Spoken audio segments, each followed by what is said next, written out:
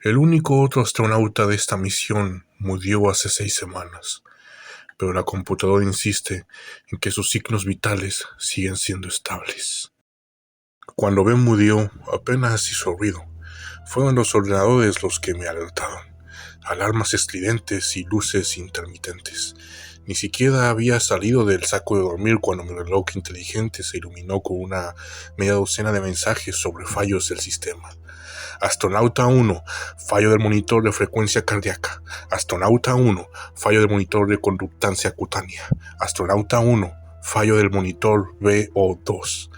No me di cuenta de la gravedad de la situación hasta que vi a Ben inconsciente. Sacudiéndolo, sus ojos blancos se le iban hacia atrás. La sangre se le acumulaba en los oídos como gelatina roja. Viscosidad, masa, sin gravedad. Me daba náuseas solo mirarlo. El cuartel general diría después que Ben murió de una aneurisma, 1 entre 1.000.000. Una muerte extraña que, por casualidad, ocurrió en la órbita terrestre baja. ¿Y ahora qué?, pregunté después de que el pánico se calmara y finalmente asimilara la realidad de mi situación. El cuartel general me envió un documento poco usado o discutido que describía lo que tenía que hacer. Los cuerpos representan una amenaza única en la microgravedad, explicaba.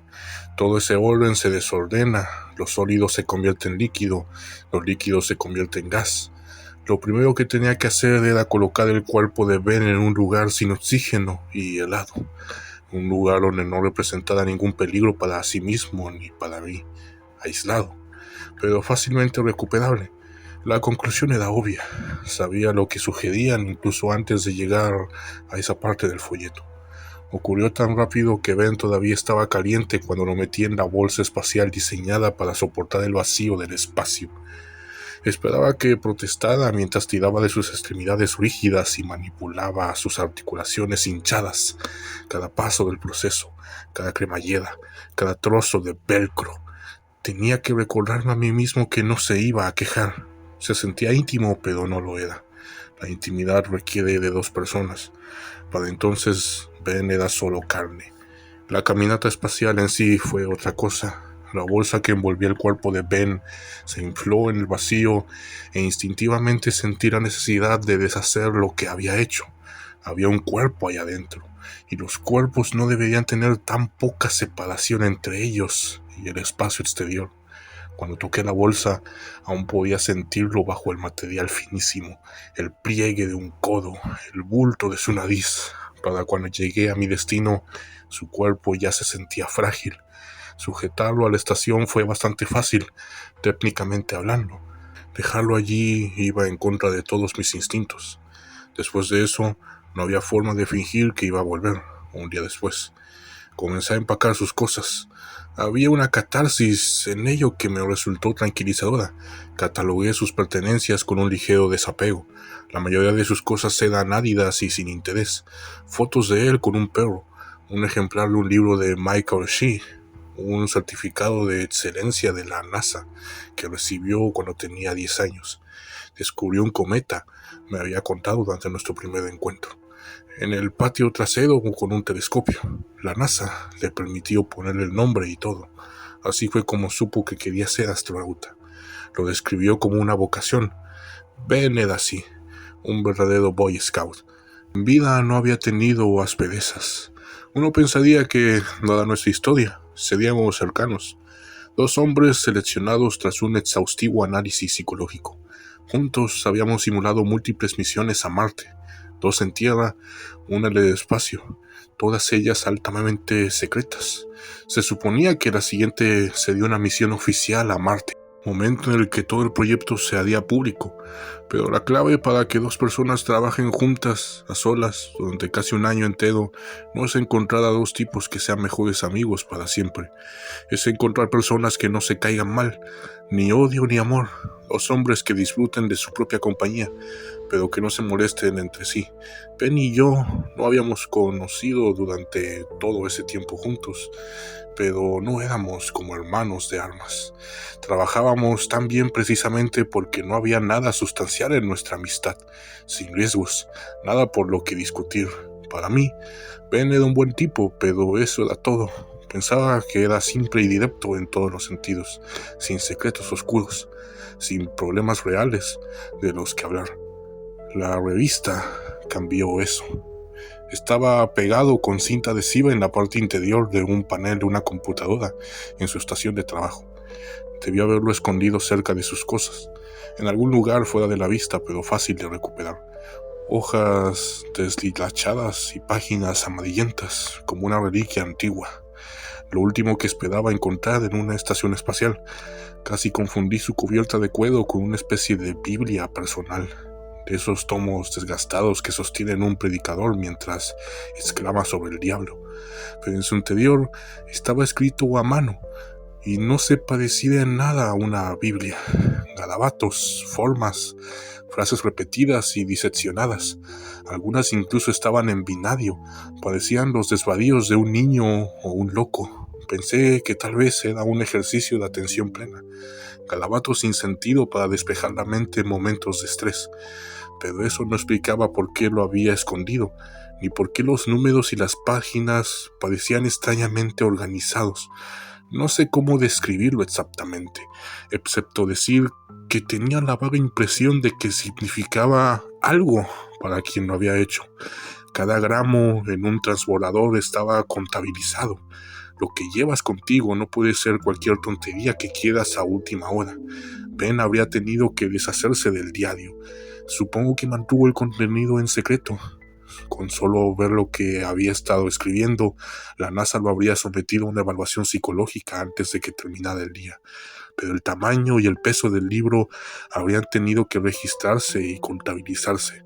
No pudo haber llegado a la estación por accidente, así que supe de inmediato que Ben lo quería para algo. Lo estudié durante más de una hora, intentando descifrar qué era aquello. Pasaba de una página a otra, observando con atención filas de números extraños fractales, algo que parecía una mezcla entre un ojo y el dibujo de un átomo de un libro de texto. Dado el desarrollo de sus habilidades de escritura y dibujo a lo largo del libro, empecé a sospechar que había estado añadiendo cosas desde su infancia, lo que añadía un nuevo elemento al creciente misterio. Pensé que jamás iba a comprender el libro hasta que, casi al final, me topé con otra página llena de filas y filas de números, solo que esta vez una de las filas estaba subrayada y una sola palabra, garabateada con rabia y desgarbada a su lado. El único fragmento de inglés o de cualquier idioma humano en todas esas páginas, lo único escrito de forma comprensible para un ser humano. La palabra en sí me dejó helado, me heló la sangre. 17 0 31 80 42 63 6. Aneurisma. La sospecha que me invadió fue como una locura. Me dije a mí mismo que debía estar loco al revisar los datos del biomonitor de Ben, que debía estar demente por siquiera considerar esa posibilidad, pero la información registrada por varias máquinas lo confirmó. La hora exacta de la muerte de Ben fue el 17 de marzo de 2018 a las 4:26 horas y 36 segundos. Creo que no me moví durante unos 15 minutos después de eso. Simplemente me quedé mirando los datos mientras mi mente procesaba una revelación gigantesca e imposible. Ben sabía que iba a morir. Por supuesto que intenté racionalizarlo. Cualquiera lo haría. Se me ocurrieron media docena de razones por las que había escrito lo que escribió. Ninguna era reconfortante, aunque al menos encajaban con una visión del mundo más racional. Tomemos, por ejemplo, la idea de que Ben se hubiera suicidado en ese preciso instante para cumplir una profecía que había garabateado días o incluso horas antes. ¿Era eso algo bueno? ¿Qué significaba para mí? Ignoremos los problemas lógicos, que Ben no se puede programar al segundo. Digamos simplemente que eso fue lo que hizo. Eso dejaba la escalofriante pregunta de ¿por qué? Y no había ninguna respuesta reconfortante que yo pudiera ver. Por supuesto que revisé ese libro con lupa buscando más pistas. Ojalá no lo hubiera hecho. Finalmente encontré otra palabra, esta vez más cerca del final del diario, otra fecha y hora, y una que se situaba 6 semanas en el futuro, y otra palabra garabateada dolorosamente en el papel por un puño torpe. Inmolación. Permiso denegado. Me mordí el labio y respiré hondo. ¿Y qué hay de la integridad de la emisora?, pregunté. Según respondieron, las cámaras externas no presentan ningún problema. Les dije que oía algo golpeando el casco. No se ve nada en las cámaras. Por eso necesito ir a echar un vistazo, escribí. Es difícil discutir con una computadora. No puedes fulminarla con la mirada. En la sede central podrían haber organizado videollamadas fácilmente, pero en realidad querían mantener la distancia. Así era más fácil decir que no. Realizar una caminata espacial en solitario es increíblemente peligroso, respondieron rápidamente. Los micrófonos en el casco de la estación no reportan nada preocupante. Impacto habitual de escombros. Nada que corrobore los informes de escuchas externas. Se deniega el permiso para la caminata espacial. No respondí más, sino que cerré la pantalla y me pregunté si decían la verdad. El golpeteo que iba y venía desde hacía unos días era inconfundible, incluso por encima del zumbido de todas esas máquinas y motores. Las estaciones espaciales son ruidosas, incluso nos dan tapones para los oídos para soportarlo, pero lo que fuera que estuviera allá afuera era de alguna manera más fuerte, o tal vez, dadas las circunstancias, simplemente era sensible a la idea de que hubiera algo, cualquier cosa allá afuera. No podía negar que me molestaba, solo uno de esos sonidos que me resultaba imposible de bloquear, como el goteo del agua en una bañera a las 3 de la mañana. Tap, tap, tap, tap, tap, tap, tap, tap, tap, tap.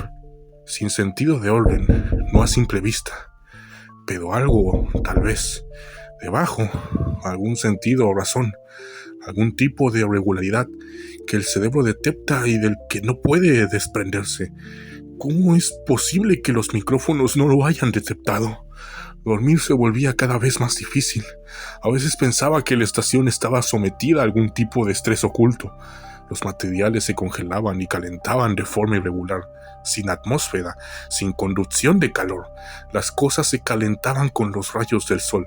Los objetos se calentaban y enfriaban hasta los extremos. Claro que esto es algo habitual en el espacio, pero eso no me impedía pensar en todas las maneras en que la estación no era más que un montón de metal que podía desmoronarse. Podía romperse y desgarrarse, doblarse y estirarse, como ver el ala de tu avión tambalearse durante una turbulencia. Es un recordatorio incómodo de que no eres más que un mono en un juguete sofisticado. ¿Y si algo se hubiera soltado? ¿Algo?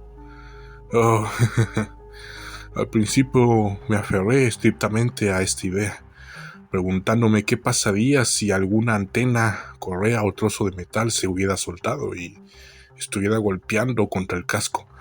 Eso sería malo, pero claro, eso no era realmente lo que estaba pensando. Es lo que escribía a la sede central, una y otra vez. Pero lo que realmente me rondaba por la cabeza era la idea de que tal vez, de alguna manera, se hubiera soltado. Y claro, eso no es tan tonto, ¿verdad? La bolsa especialmente diseñada en la que estaba, la que ventilaría cualquier gas producido por la descomposición, mantenía la integridad de su cuerpo. Era completamente nueva. ¿Sabes cuántas veces la habían probado? Nunca, jamás.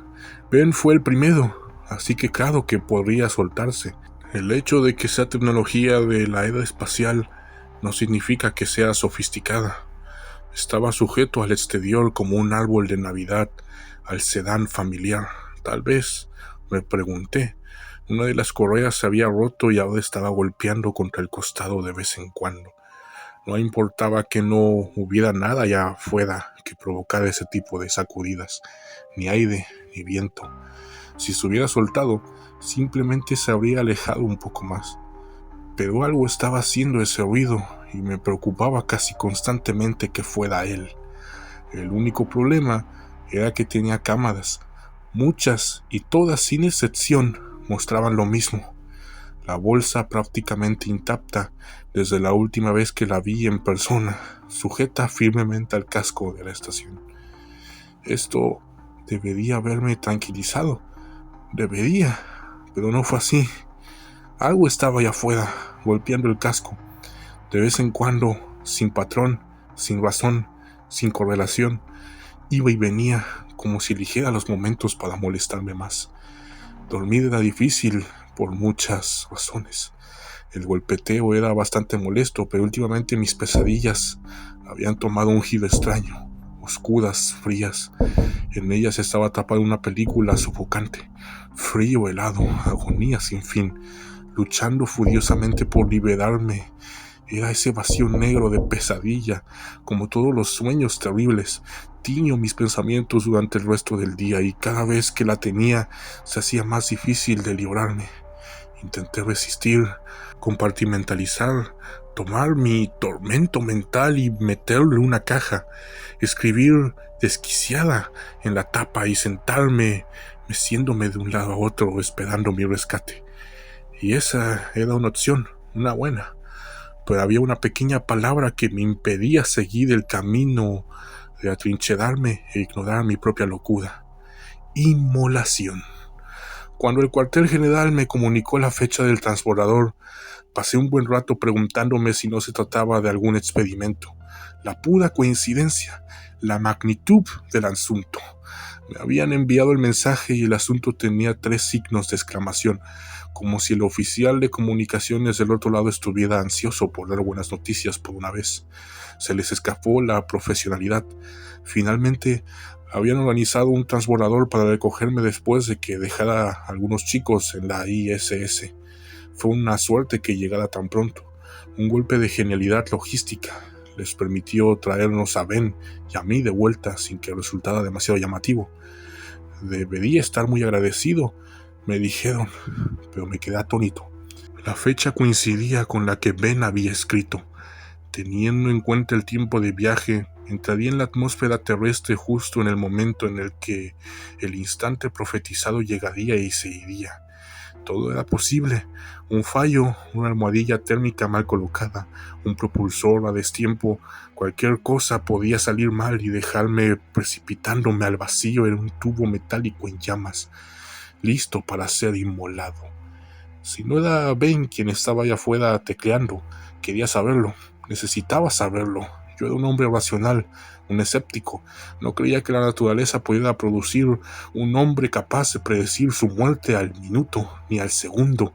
Tampoco creía que él pudiera predecir la mía, pero solo soy un animal. Estoy hecho de carne, vulnerable, un nervio a la flor de piel en un mundo de rocas afiladas. Y soy reacio al riesgo. Esa palabra, inmolación, no al azar, no por casualidad. Allá arriba, en el vacío rodeado de oxígeno puro, el fuego era un riesgo constante. Los pequeños números de Ben se cernían sobre mi mente. Tenía que asegurarme de que todo estuviera en su sitio. Tenía que asegurarme de que no hubiera errores. Si era una predicción que me negaba a aceptar sin más, entonces tal vez podría consolarme. ¿Qué podía hacer Ben ante un aneurisma? ¡Nada! Pero la inmolación, el fuego, un accidente, ese tipo de cosas se podían evitar, siempre y cuando todo funcionara correctamente, siempre y cuando todo estuviera donde debía estar. ¿Qué sabía el cuartel general? Cámaras y operadores remotos. No era suficiente. No había nadie más en esa lata de metal excepto yo. ¿Para qué tener humanos en el espacio si no se podía confiar en sus instintos y juicios? Necesitaba saber qué era lo que producía ese ruido. Necesitaba salir afuera. El cuartel general se dio cuenta demasiado tarde. Yo ya estaba dentro del traje con la esclusa de aire activándose cuando se percataron. Elegí bien el momento. A mitad de mi turno de mantenimiento les dije que estaba revisando el traje para asegurarme de que todo estuviera en orden. Eso hizo que tardaran en darse cuenta de lo que estaba haciendo.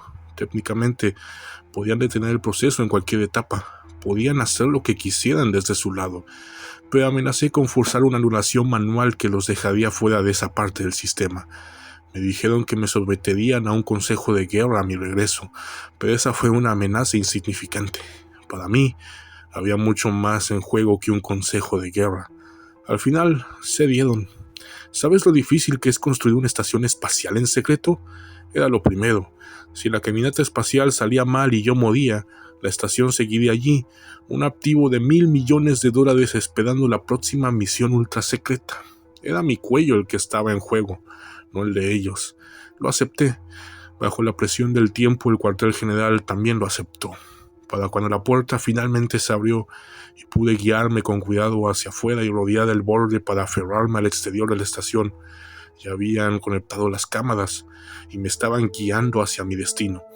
Pero en ese momento era ruido de fondo para mí. Sus voces y pequeños pitidos, lecturas constantes de la temperatura del traje y la distancia del casco de la estación. Sin sentido, todo eso. Lo que importaba era el sonido. Tap, tap, tap. A estas alturas sentía ansiedad, o quizás, para ser sincero, miedo. El espacio es todo extremos, no solo calor, sino también luz. Las sombras que proyecta son vastas y extrañas.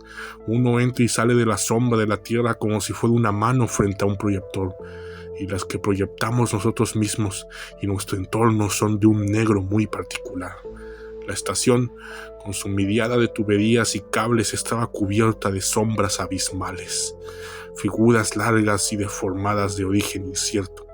A veces miraba a la oscuridad y me preguntaba si había algo allí, o si la estación simplemente estaba dividida por algún tipo de extraña fuerza cósmica, como si pudiera caer en ella de alguna manera, perdido para siempre. Normalmente me parecería hermoso. Para mí, los paseos espaciales habían sido, en el pasado, una experiencia casi religiosa. Esto tenía la misma carga, pero por razones muy diferentes. Me sentía observado, algo que intentaba ignorar, pero cada vez se hacía más difícil. No dejaba de mirar por encima del hombro, no dejaba de darle vueltas a cada pequeño golpe y vibración que sentía en el casco de la estación.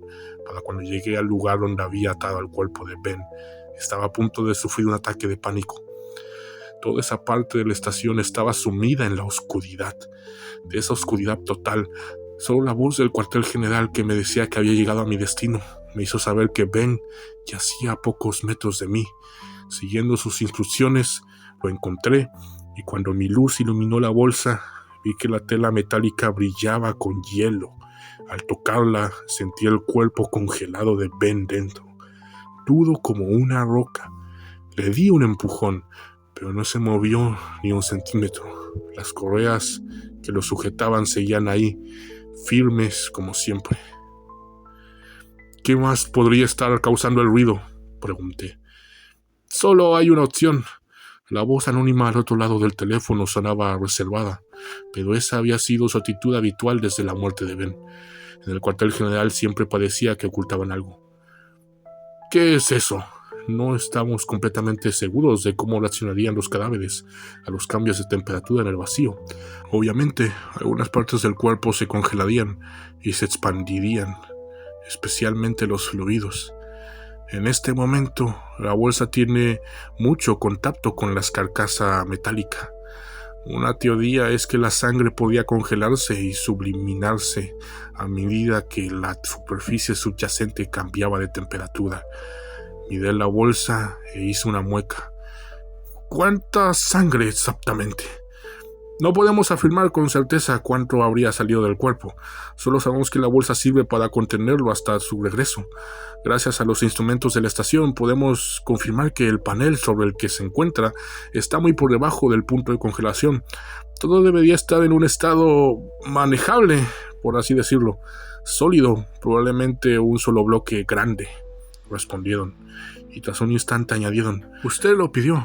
Sería un desperdicio de recursos ahora que está aquí no investigar más a fondo.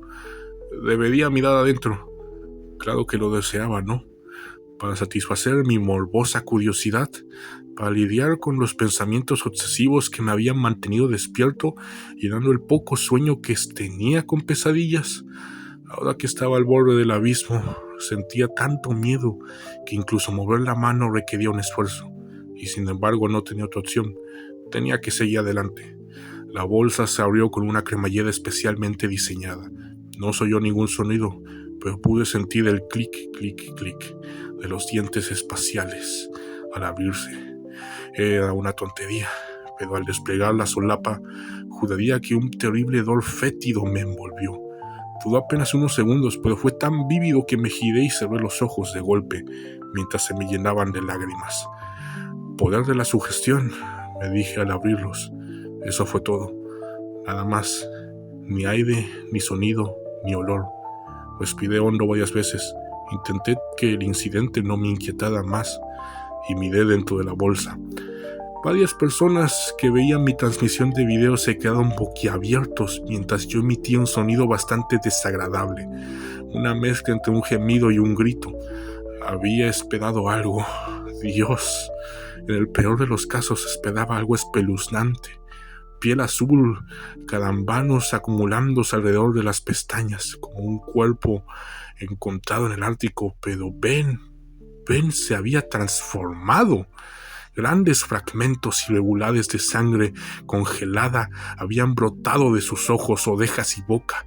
Su mandíbula estaba dislocada en un ángulo antinatural, mientras un carámbano del tamaño de mi antebrazo se abría paso a la fuerza. Tenía el cuello roto, el torso desgarrado con tiras de carne colgando como cintas, y sus manos arañaban su rostro con extrañas uñas amarillas. Incluso le habían dejado surcos en la piel. ¿Qué demonios es esto?, pregunté sin dirigirme a nadie en particular, solo para darme cuenta de que en la sede central habían estado hablando entre ellos todo el tiempo. Un fallo en la bolsa, presión inesperada, cambios de temperatura. No, esto no es normal, no fijamos que esto es normal. ¡Chicos!, grité, interrumpiendo la conversación y dejando un silencio sepulcral. ¿Por qué tiene los brazos así? Espasmos musculares, posiblemente causados por, lo que sea que haya provocado la reacción inusual en su sistema circulatorio. Quizás eso hizo que sus brazos se curvaran hacia su cara. Tiene arañazos en las mejillas, respondí. Piel debajo de las uñas. ¿Estamos seguros de que estaba muerto cuando lo traje aquí? Una docena de voces urgentes y alarmadas, todas desesperadas por evitar hasta el más mínimo atisbo de responsabilidad. Me dijeron que no, que eso no era posible, pero al mirar el rostro atormentado de Ben, no pude evitar sentir cierta duda. Estaba a punto de preguntar qué debía hacer a continuación, cuando el sol salió sobre la estación. A diferencia de la Tierra, esta no fue una mañana apacible, fue como un interruptor. Por suerte, el traje reaccionó antes de que pudiera cegarme, pero la temperatura comenzó a subir rápidamente. Observé cómo algo bajo la piel de Ben comenzaba a retorcerse con el calor. Eso definitivamente no es normal. Por el momento no podemos ofrecer más información sobre la situación. Las imágenes que nos envían están siendo analizadas por un panel de expertos, me comunicó la sede central con un tono algo urgente y robótico, como si la persona al otro lado del teléfono estuviera conteniendo el pánico. Las órdenes actuales son tomar muestras, volver a sellar la bolsa y regresar a la estación. ¿Estás seguro de que debería llevarme estas cosas adentro?, se oyeron algunos murmullos antes de que el mismo operador respondiera. Olvídese de las muestras, selle la bolsa, regresa a la estación. Con mucho gusto, respondí antes de cerrar la cremallera. Tenía muchas ganas de irme y volví más rápido de lo que debería. Esa sensación de inquietud que se siente al ser observado me invadía por completo. Me volví torpe y me golpeé varias veces en el camino de regreso, como si de repente no estuviera acostumbrado a los controles del traje. No podía librarme de la idea de que, mirada donde mirada, alguien o algo se escabullía justo fuera de mi vista. Claro que eso era imposible. Me decía a mí mismo que podría sobrevivir en el espacio, pero solo empeoraba las cosas imaginar algo deslizándose entre las sombras, golpeando el casco, acechándome a cada paso en el camino de regreso. Cuando finalmente llegué a la puerta, la tensión en mi interior aumentó. Si algo iba a pasar, pasaría a Olga, de espaldas al infinito. Nunca me había sentido tan vulnerable. Reynolds, el ruido me sobresaltó. Estaba tan concentrado en mi entorno que había olvidado que estaba siendo supervisado por una sala llena de gente a miles de kilómetros de distancia. ¿Qué es? Reynolds, estamos viendo algo aquí que no nos queda claro. Te han dicho que deberías esperar antes de regresar. Algo en la voz hasta del otro lado me revolvió el estómago. No solo sonaba confundida, y créame, cuando uno está aferrado a la pared en una estación completamente solo, la confusión ya habría sido bastante mala. pero no, había algo más. Miedo. Hay una anomalía, añadieron. Nadie aquí sabe cómo proceder. Estamos buscando asesoramiento de nuestros equipos superiores. Esto no tiene precedentes. ¿Qué está sucediendo? Todo empezó con señales de algunos de los biomonitores, concretamente las de Ben. Esa última palabra me golpeó como un camión. ¿Qué? Sí. Y las cámaras al principio pensamos que estaban fallando. Parecía como si la bolsa de Ben estuviera vacía. Y entonces, Reynolds, notamos algo más. Chicos, ¿qué está pasando aquí? Me han dicho que no puedo decir nada más, solo espere. Apreté con fuerza la barandilla con el corazón latiéndome con fuerza. Finalmente la puerta se abrió y estaba a punto de desobedecer todas las órdenes, cuando el hombre que me hablaba desde el cuartel general prácticamente me gritó al oído: ¡No entres! Reynolds, no entres a la estación. Lo que estamos viendo en las cámaras, no puedes dejar que eso entre. Si hay algo por aquí, me pondré a salvo antes de que me alcance. Tap, tap, tap. Me detuve. Mi cerebro procesó. Lo había oído. Había oído algo en el vacío del espacio. Miré a mi alrededor, a mis manos, a mis pies. Eso no podía ser posible. A menos que... Tap, tap, tap, tap, tap, tap. Sin apartar la cabeza, giré la mirada hacia el borde del campo de visión del casco.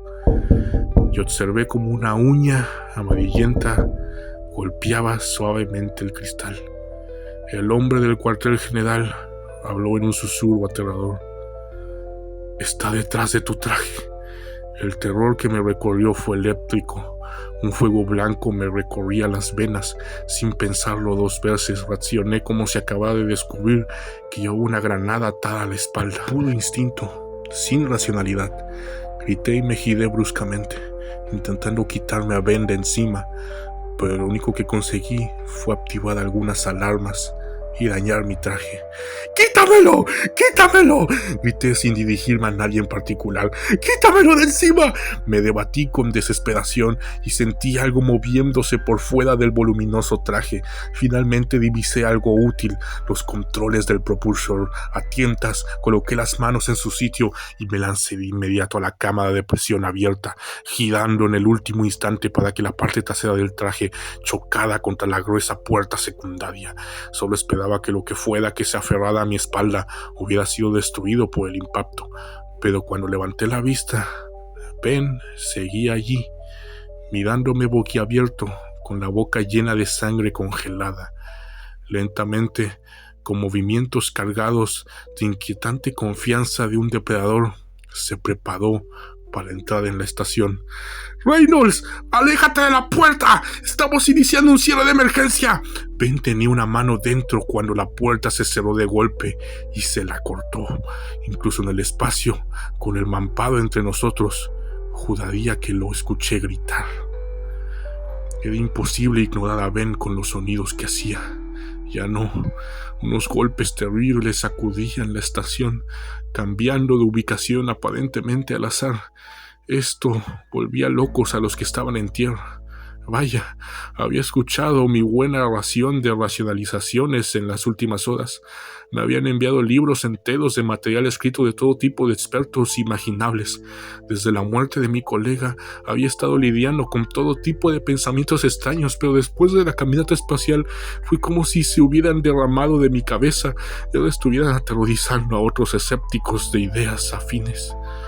Por mucho que lo intentaran, nadie en el cuartel general podía encontrarle sentido, pero no tenían la revista.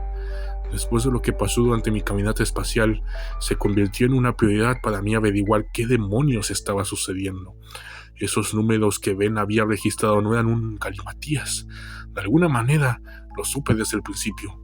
Leerlos era como leer otro idioma, algo secreto y oculto. Aunque nunca descifré el código, ni siquiera ahora, después de todo este tiempo, sí descubrí cómo lo había encontrado Ben. Luz.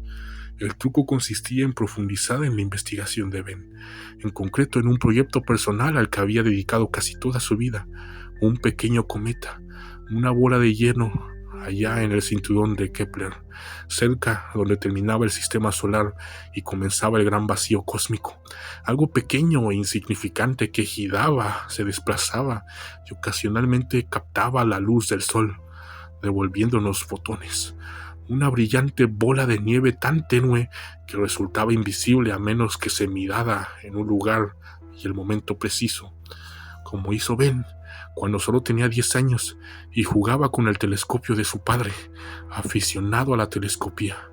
Tenía en el jardín una luz en la oscuridad, una luz que hablaba con algunos instrumentos que Ben había ajustado para registrar cada pequeña emisión.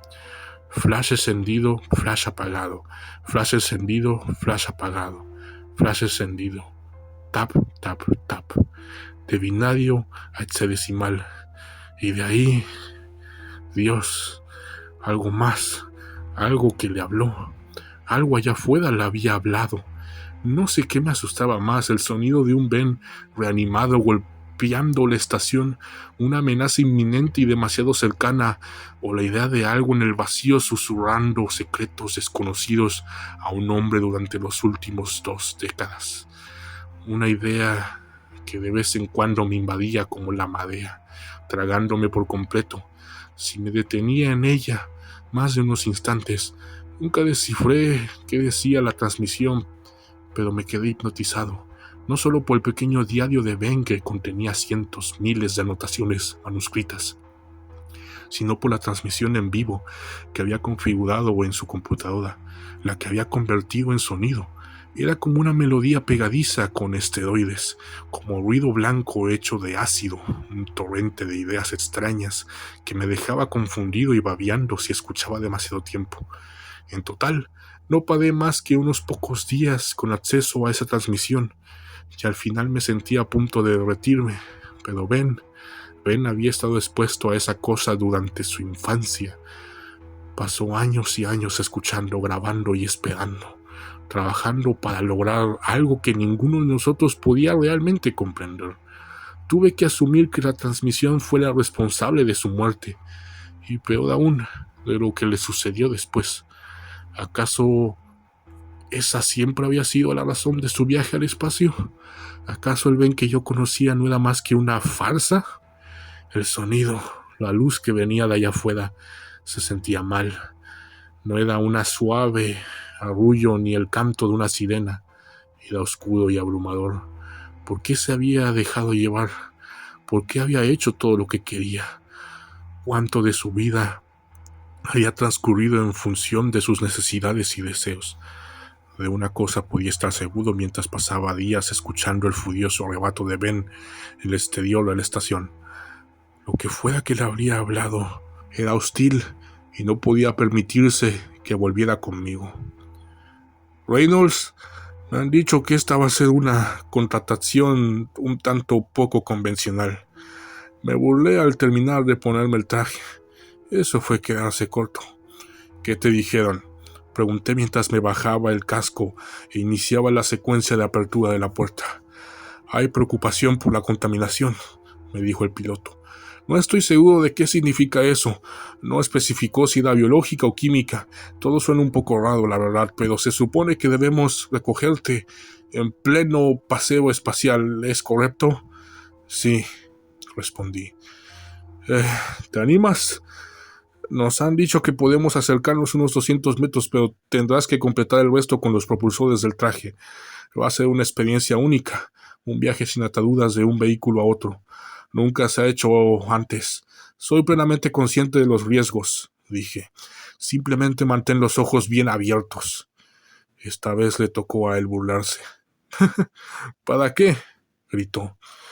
Lo reconocerás cuando lo veas. Hice el viaje de espaldas a la nave, flotando en dirección equivocada a una velocidad lenta pero constante. Tenía la mirada fija en la estación, buscando alguna señal de Ben. De vez en cuando veía un destello rojo, un leve brillo de movimiento, a menudo oculto por algunos de los paneles y antenas de la estación, que me indicaba que seguía en el exterior, merodeando por ahí. Mientras se quedara allí, sabía que estaría bien, pero todo el tiempo Esperaba que ocurriera algo grave, que la tensión finalmente estallara en ese peligro mortal que sabía que me esperaba. Fue una sorpresa cuando finalmente me acerqué a la nave sin incidentes. El piloto me dijo que estaba a unos metros y que era hora de dar la vuelta, así que lo hice, flotando con la suavidad de un buceador que regresa a la superficie. Estuve de espaldas a la estación apenas unos segundos, cuando el piloto gruñó.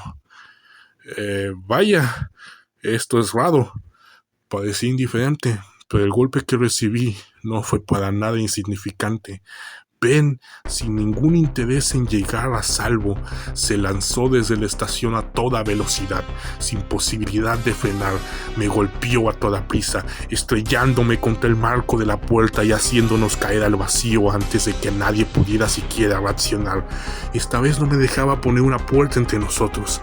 Se abalanzó sobre mi traje como un insecto, enloquecido, uno que intenté desesperadamente apartar mientras el gran vacío giraba a nuestro alrededor.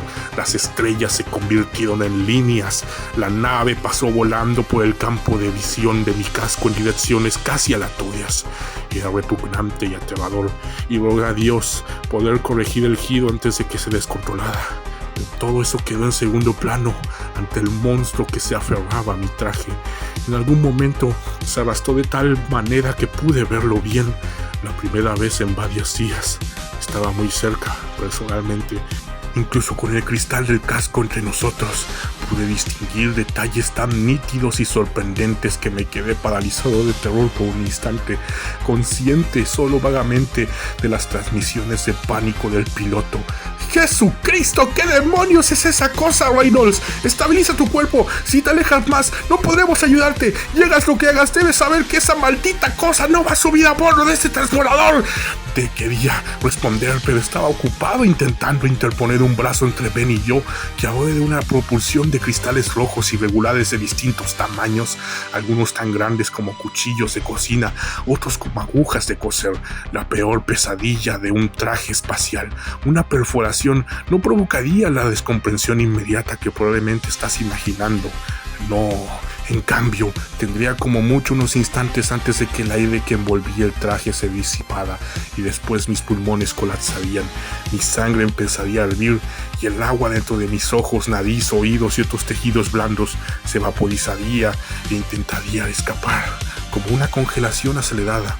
Pero las perforaciones no eran mi única preocupación. Sabía que tenía que impedir que las manos de Ben agarraran el casco. No sé si lo que lo había animado tenía acceso a todos sus recuerdos, pero Ben sabía perfectamente cómo quitarse un casco desde el exterior, así que toda mi atención se centró en mantener sus desagradables deditos lejos de mi cuello. Un pinchazo aún que me daría tiempo suficiente para regresar al transbordador, pero sin casco estaría condenado a una muerte muy dolorosa. Así que luché lo mejor que pude, sabiendo que todo dependía de que lo alejara, pero Ben era ágil como un insecto, escapándose constantemente de mi alcance. Cada vez que se acercaba para darle un buen empujón, sus dedos se aferraban fácilmente al traje y sus muchos pequeños detalles, mientras que yo básicamente usaba guantes de cocina que no me permitían ninguna destreza. No tenía ninguna esperanza de quitármelo de encima de la forma habitual, pero tenía algo a mi favor: la inercia. Todo el tiempo habíamos estado girando furiosamente y esa fuerza de rotación era prácticamente lo único que intentaba separarnos. Hasta ahora había luchado contra ella. ¿Pero por qué? En el último momento me di cuenta de que me quedaba una opción. Así que activé los propulsores a media potencia y decidí empeorar aún más el giro, casi fuera de control. Normalmente, un giro incontrolado es una de esas pesadillas que todo astronauta teme. El cuerpo humano tiene una forma irregular, y una vez que se empieza a girar sobre más de un eje, aplicar más fuerza probablemente solo empeore la situación. Corregir el giro requiere muchísima experiencia y perspicacia, e incluso así, no hay garantías de poder detenerlo. Lo más probable es que, para cuando uno descubra qué hacer, las fuerzas de rotación lo lleven al borde de la inconsciencia, y desde ahí la muerte está a un paso. Para mí era la única oportunidad que tenía, Así que aceleré el giro y seguí acelerando, manteniendo el botón presionado hasta que las fuerzas en juego empujaron a Ben cada vez más hacia la parte delantera del traje. Ahí es donde la inercia nos quería.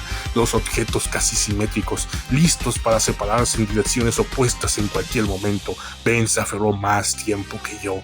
En algún momento mis extremidades se debilitaron, mi visión se nubló y mis brazos cayeron acostados, incapaces de seguir luchando contra el monstruo. Pero para entonces a Ben le costaba todo lo que tenía para aferrarse a mí y ya no podía atacar ni forcejear con mi casco. Finalmente, incluso él tuvo que ceder a medida que el giro se aceleraba y las fuerzas que intentaban separarnos se volvían demasiado fuertes. Era como si todas las montañas rusas en las que había estado se hubieran fusionado en una sola y hubieran alcanzado su máxima velocidad. Lo último que recuerdo antes de perder el conocimiento fue ver el rostro monstruoso de Ben salir disparado hacia el vacío. Al subir al transbordador, varios hombres y mujeres se agolparon a mi alrededor. ¡Jesucristo! Es un hijo de puta con mucha suerte. Gemí y miré a la persona que había hablado. Parecía ser el piloto. Me alegra ponerle cara a esa voz. No me siento afortunado, exclamé sin aliento. Giraste directamente hacia nosotros. Ya estábamos equipados y en camino. Llegamos justo a tiempo. Ese traje estaba lleno de agujeros. Si hubiéramos tardado más, no habríamos estado allí para atraparte y ponerte a salvo. Pero bueno, amigo, te vas a casa. El examen médico no muestra ningún problema grave. Creo que estarás bien. ¿Dónde está Ben? La gente a mi alrededor intercambió una mirada extraña antes de que uno de ellos se diera cuenta. ¿Benjamin Watley? El otro astronauta a bordo. ¿Es él quien te estaba atacando? Asentí con la cabeza. Bueno, ya se fue, respondieron. Si de verdad era tu compañero, lo sentimos mucho, pero creo que nos falta una parte de la historia. Te llamo cuando me sienta mejor, dije tosiendo. Cuando sea lo que sea que le haya pasado, lo ingresará a la atmósfera terrestre en las próximas horas, respondió el piloto. ¿Y entonces qué?, pregunté. El piloto pensó por un segundo. Un cuerpo humano al reingresar a la atmósfera se incendiará. Inmolación. Fin.